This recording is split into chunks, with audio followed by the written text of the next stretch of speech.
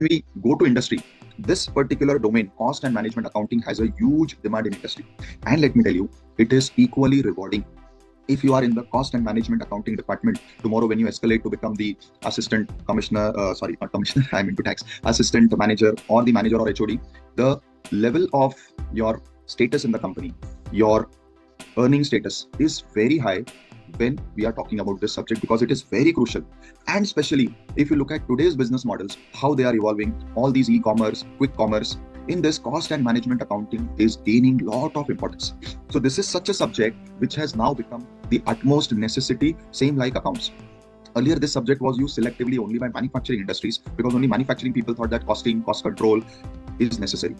Now, because of these fast developing businesses, new type of business models coming, and also specifically in country like India, where the customer is price conscious, the costing, cost controlling, cost reduction, management accounting has gained lot of importance. So I'm trying to market my subject. Why I'm trying to market my subject? Because the moment you realize the gravity of this subject in the business world, in the corporate world, your inclination to study the subject with the depth will automatically develop. And this is what I want, right? Also, very importantly, since this subject will be involving calculations, many times I have seen that students associate their liking or disliking for a subject depending upon how much they are able to solve it correctly. Let me tell you one thing, students, whether your answers are right or wrong, that does not matter. When I studied costing at inter level, 50% of my answers were wrong. But that is okay, because that is more a part of calculation, where there are so many probabilities. You may be making some calculation error, you may be typing something wrong in the calculator, or maybe while you are thinking about this sum, you are mixing between the figures. That does not imply, or that does not, you can say, is a parameter of how well you are performing in the subject.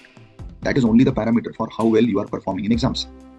In real life, this subject is more of a judgment-driven subject. This subject is more of understanding the business and applying your subject knowledge to the real business problems.